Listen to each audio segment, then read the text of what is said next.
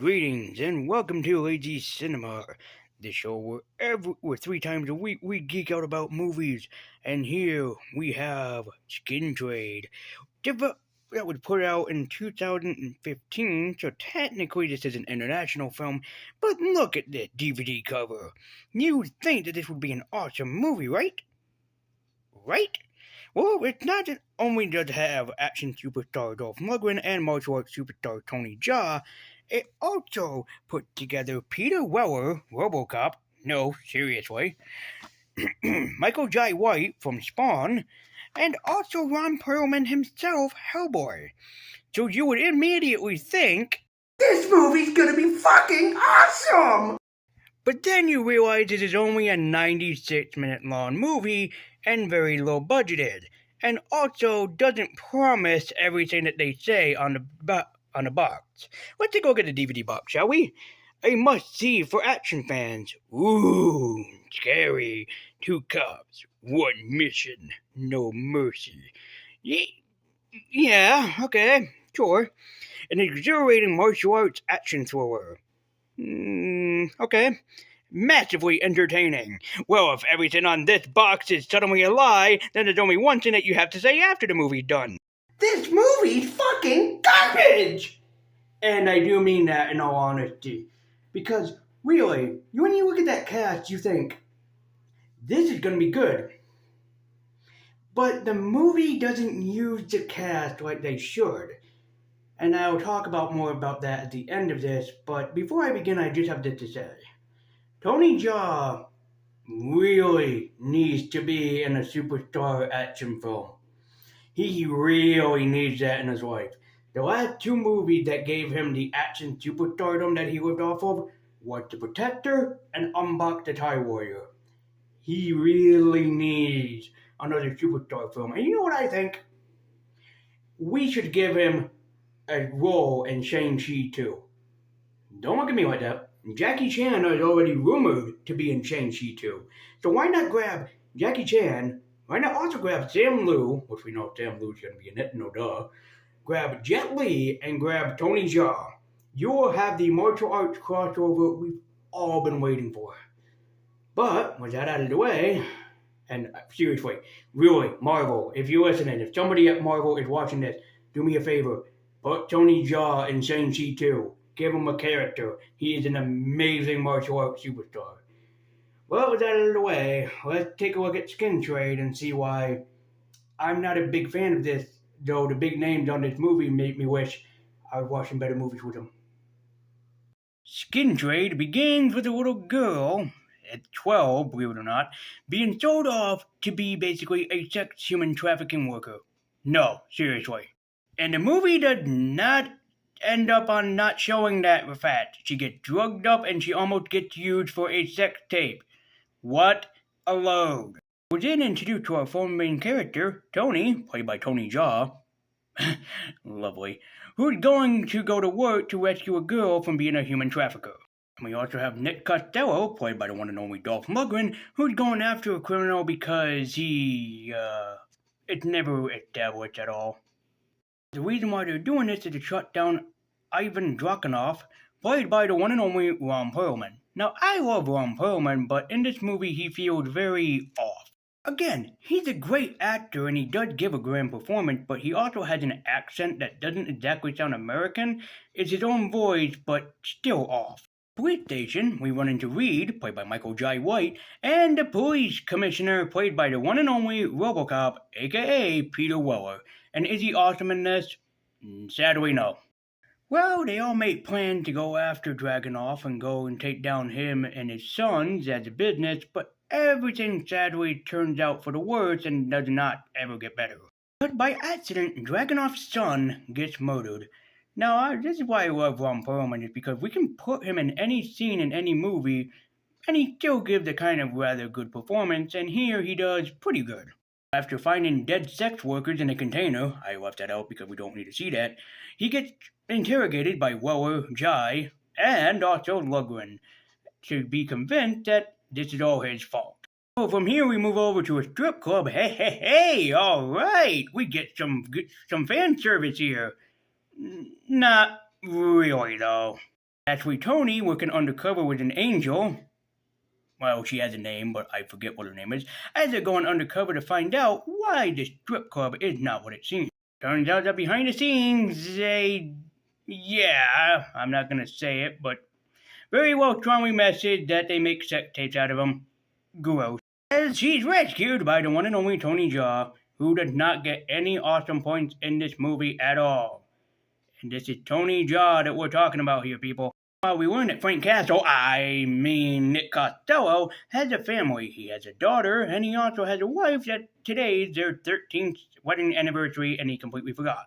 Not wifey poo, as she ends up wearing lingerie that's not exactly sexy, but I guess if Dolph Lundgren likes it, then we should too, ? If you're wondering, hey, why did you make a Punisher reference earlier? Because this happens. They come to his house, shoot it with an RPG, and basically kill his family. Yeah, that's to be expected. Peter Weller and Michael Jai White go to visit Nikki, and guess what? Just like the Punisher, he survived what happened. To seek out revenge, or vengeance, Nick decides, hey, screw this. I'm gonna get revenge against the guys that killed my wife and daughter because I can and because I'm fucking Dolph Lundgren. But in Cambodia, we meet Terry Kageda, who I think played Dolph Ron Perlman's lawyer, as he bribes him to give him more time and also to save his ass for a little bit longer. But while driving to work, according to Michael Jai White, they're saying that Dolph Lundgren had went mad, he went crazy, and now he's starting to off people off for revenge against his family. This then causes a whole slew of upside down and crazy places to be expected, as Tony ends up fighting against Nick, learning that Nick did not shoot his friend, and learning that somebody in the police force is actually the snitch. But after we learn that Dragunov is actually kidnapping a bunch of women and using them as human and sex trafficking workers, well, that means that there's only one thing to do. Come to the rescue, of course. What do you think I was gonna say? So it turns out that Tony Jaa and Dolph Lundgren end up teaming up together, and also this is where the movie starts to reveal what it is slowly. This film is basically a remake of Big Trouble in Little Tokyo or something like that Dolph Lundgren did with Brandon Lee. It suddenly becomes very reminiscent of that film. And as a guy that's a Brandon Lee fan and who actually have seen that movie, I'm not okay with this choice. It became very clear because you have one cop versus the other that's supposed to be on the same page, and we all know that they're not, but suddenly they grow to like each other and end up working with each other. And if that's what they were going for, then they could have called it something different aside from skin trade, but they're also trying to get word out about human trafficking that actually is existing nowadays. That's very bad, and a lot of people go through it, and it's all very terrible, which I do agree. But however, Tony Jaa and Dolph Lundgren in this film don't really seem to work as well as Brandon Lee and Dolph Lundgren. And maybe that's just me. Could be. But they should have worked a lot better, and especially because Tony Jaa is, Thai, and his English is still not good, but it's almost there. We could have given him a little bit more to work with here, because 95% of Tony Jaa's dialogue is in Thai. So, yeah, I see what they were trying to do, I can appreciate it, but however, it just, for this movie, doesn't work.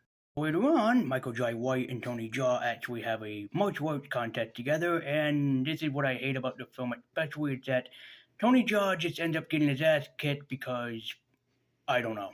He's a freaking good martial arts superstar, and so the director of this movie decided, yeah, just have him get his ass kicked, have him do the same stunts about 1,000,000 times. People will understand. So later, Tony and Nick end up having a short little bonding moment. It's not much, and it's not much to go on, but it's not really a bonding moment between the two, but it's okay for what it's worth. However, Ron tells Tony's girlfriend about what he's gonna do to her, sell her, drug her up, the whole 9 yards. But then, as luck or fate would have it, they end up saved in the nick of time by the magical miracle warriors of themselves. Yet they come in and rush to her aid and decide, hey, guess what? We're in this movie and we're gonna save her. So Tony ends up saving his girlfriend the best way that he knows how, and Dolph ends up going after Ron Perlman in the worst way possible. He crashes the plane, but guess what? That doesn't end up mattering because the both of them will go after each other just like this, and yeah, you can guess what it's going. So that you expect, Lundgren kills Perlman, and Perlman kills Lundgren. So the movie's over with the both of them being dead and engulfed in flames, right?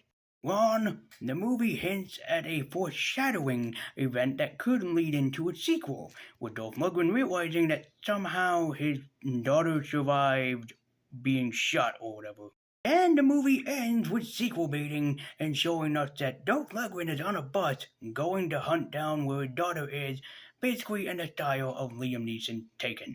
And so that was Skin Trade, and ladies and gentlemen, this is not a very good movie, especially with the action superstars it has. I'll give you this for what it's worth. The actors are trying and they're doing their best, trying to give off their best performances, but it just doesn't matter for a film that just is as bad as this. If your curiosity gets the better of you and you think, I could watch this film, then I recommend checking it out and buying it wherever that you can and seeing what it's worth. However, this film just didn't do it for me. I wanted to like it. I really did. I really wanted to because of Tony Jaa was in it, but it just sucks all the way. So yeah, that's gonna do it for my review of Skin Trade. Thank you guys so much for watching. Be sure to like, comment, and subscribe. And yeah, again, Tony Jaa really needs a big, major superstar movie in his career. Basically, like I said, Shang-Chi 2, I could see him in that, definitely. But, yeah, for what it's worth, it was trying to be something unique and different, and sadly came out to nothing. So thank you guys so much for watching. Don't forget to like, comment, and subscribe. Join me at Twitter with the link in the description down below. And I'll see you guys next time on another episode of Lazy Cinema. So I'm sorry to say that Skin Trade was not what it was supposed to be. You want a better movie about human trafficking? Well, here's a quick recommendation. Right here. Watch Liam Neeson Taken. And until next time.